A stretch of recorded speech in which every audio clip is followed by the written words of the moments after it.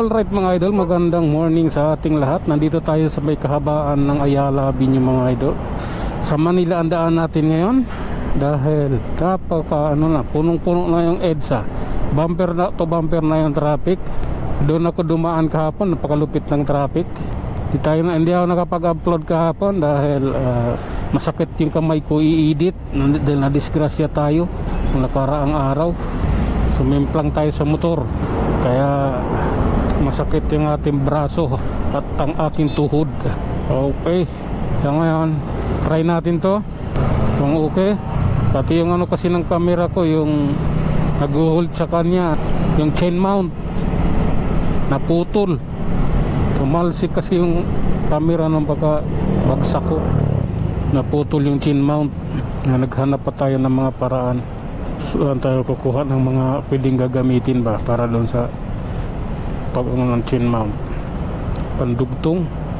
Para kasi mga idol ganito pag yung camera mo diniretso mo lang pag pag nag motovlog, pag yung isang gamit lang kasi chain mount diretso mo, itong unahan ng motor na to kuha lahat.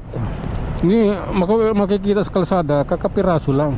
Kaya pag ginawan mo ng paraan, in-adjust mo ng in-adjust, para ang makikita din sa camera is ito lang, itong ano lang, speedometer na to.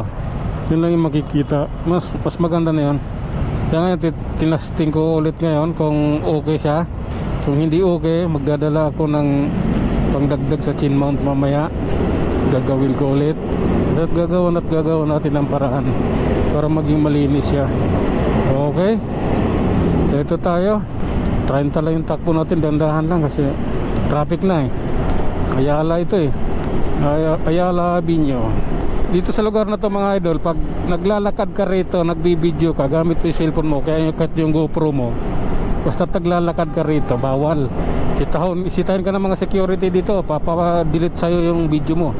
Pero pag nakamotovlog ka, hindi ka nila basta-bastang masisita. Dumadaan ka lang. Okay, waiting tayo sa stoplight. Ayan mo muna yung mga tao yung tumatawid. Karapatan nila yan. Ayan sila.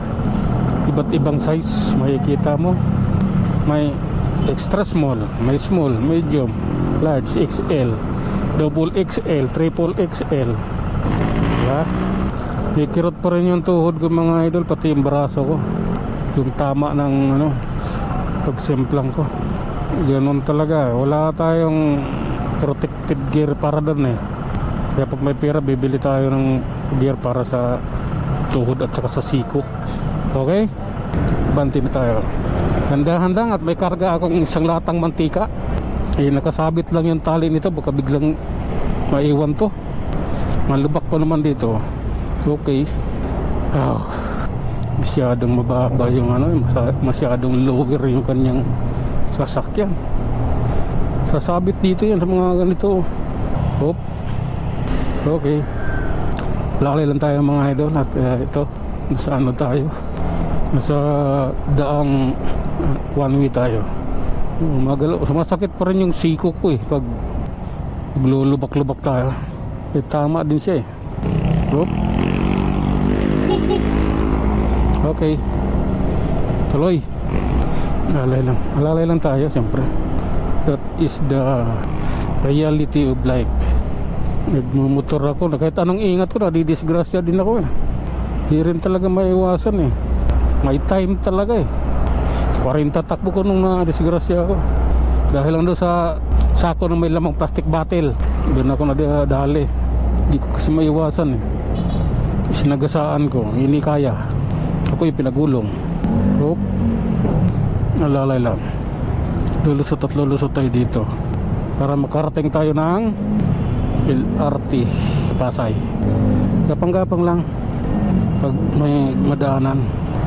That's why you go away. Sa na tayo mga idol? Osmeña Highway, kanto ng Emilia Street. Okay, tuloy. Pinabanti tayo ni Sir Enforcer. Kahit babae yon, respeto natin, tawagin natin siyang sir dahil yung kanyang Kasuutan panlalaki, yung gupit niya panlalaki. So sir pa rin ang tawag. Respeto ba? Binabati natin siya na ayon sa kanyang kasuutan, hindi sa kung sino at ano siya, kung anong pagkatao siya. Alright, ganyan yung mga training na ating na pagtrainingan at mga seminar noon na ating napagseminaran. Professionalism and customer service. Walang ano dito, tawag ditong checkpoint, kumilik checkpoint ba. Doon yan dati kabila yung checkpoint na yan. Ngayon wala ata. Okay, kapag busina na si kaibigan, kapwa, kaya tuloy na tayo.